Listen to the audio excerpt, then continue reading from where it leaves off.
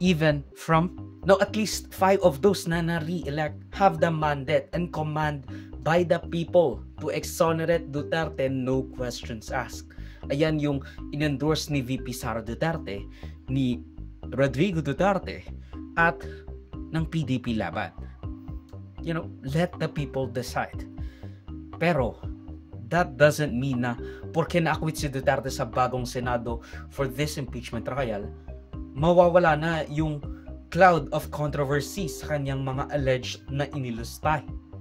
Kapag na-acquit si VP Sara, we can still call for an EDSA revolution, EDSA 3 or 4. Lalo na kung kitang-kita naman ang ebidensya, especially since we would also know kung sino ba yung umabuso sa kanilang judicial discretion to deliver a guilty or non-guilty verdict.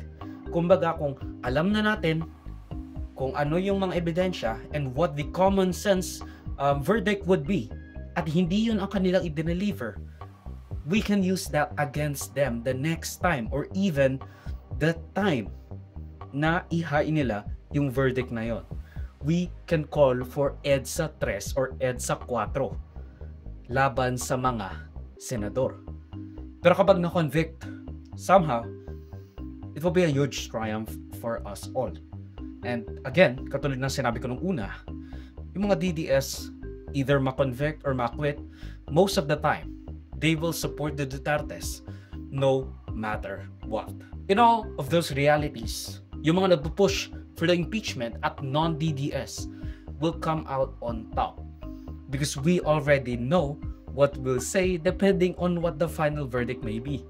Kung ma-acquit siya, sasabihin natin, na-acquit lang naman siya kasi maraming pro-DDS na senador at hindi nila tinignan yung mismong ebidensya. And they even tried to block it.